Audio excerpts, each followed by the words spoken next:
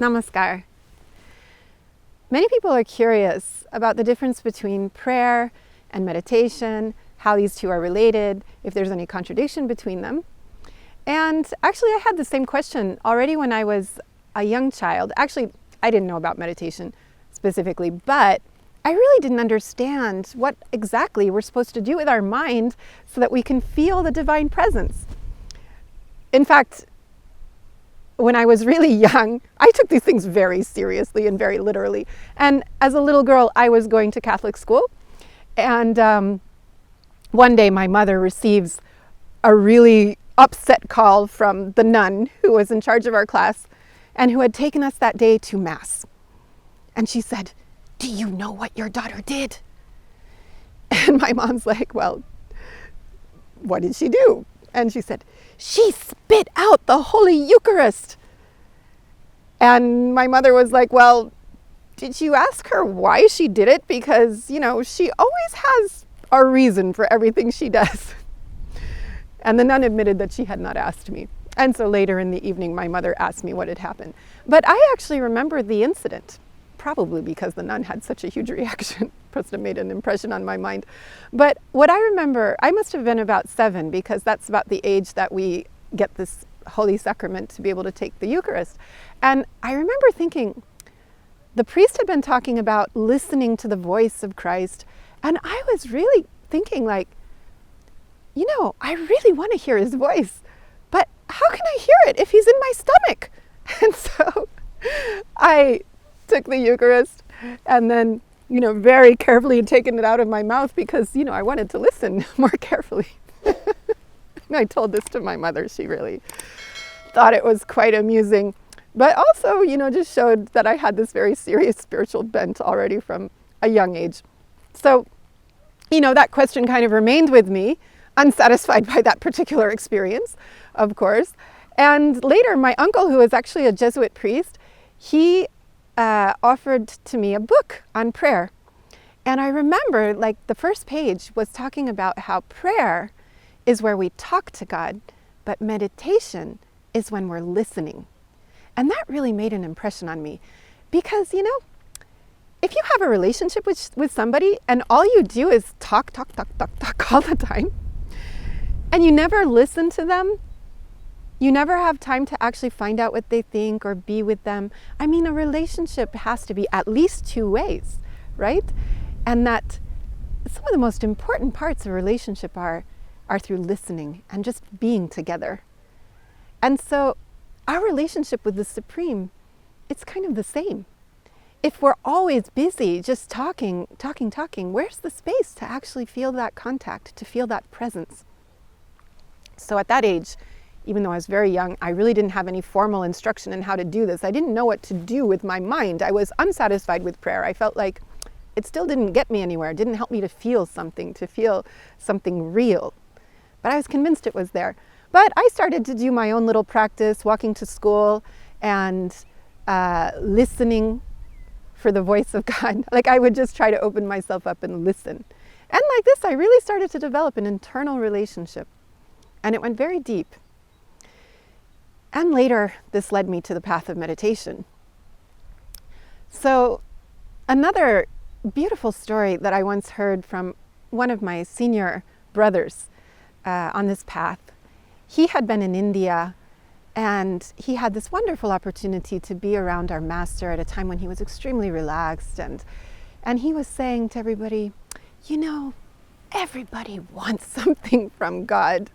Everybody has something. No, do this to my enemy, or get me that job, or I need this money, or help me with finding the right wife or the right husband. And he says, God just doesn't have time for anyone. Everybody always wants something.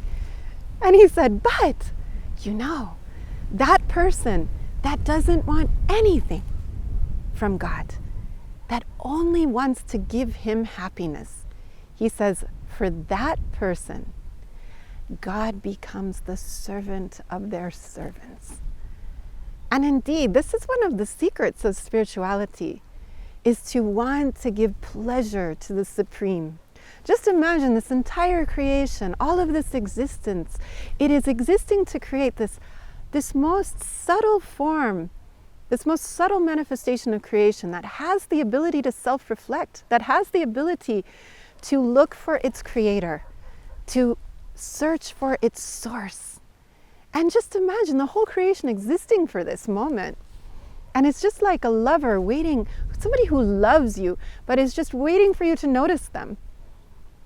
And when you do, there's so much joy. And that's what meditation offers us, the possibility to listen. Now it's natural, people always want things, no? But relationships are on different levels. A relationship can just be purely transactional. Like, I'm with you just because I want to get something from you. And let's be honest, most of us start out like this with spirituality. Most of us at some point in our life, had this type of relationship to this idea of a supreme entity. Yeah, we think about it when we need something. Otherwise, it's somewhere in the background. But like when, we're in a big crisis, or when somebody is sick, or when we need money, or we're going to lose a job, or, oh my God, I need to pass that test, or my parents just will get so angry with me. Those are the moments when people start praying. I remember having an intense experience of prayer when I was with my father once, and we were out fishing, and on this cypress lake in the bayous of Louisiana, this very kind of like out of a horror film almost, these big, cypress trees covered in hanging moss and snakes and alligators nearby. Anyway, we got lost and we almost didn't find our way out of that lake. And that night, I was just, please, whatever it takes, I will be good. I won't, be mean to my brother anymore, and making all kinds of bargains and negotiations just to, have that grace of like getting out of that swamp in one piece and not ending up swimming with the crocodiles and the snakes that night. So anyway, we made it out. But you know how it works. The minute your prayer is fulfilled, like, oh, okay, then all of those promises, etc., kind of evaporate. So yeah, we're not so grateful on this end of the bargain sometimes. We expect a lot and we want all of that grace, but yeah, it's easy to take it for granted. So spiritual development, on the other hand, is really about becoming empty of personal desires, to be able to trust, open up, surrender to the Supreme, to God. And in that process,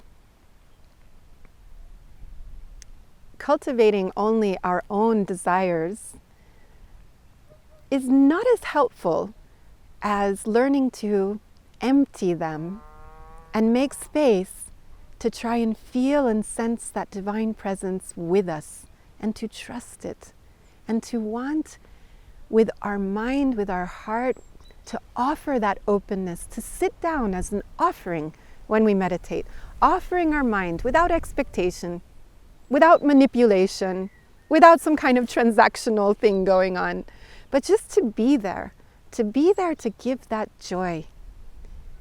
And by giving that joy, by being open, by realizing that there is that inner entity watching us and that is just filled with joy when we offer our full presence,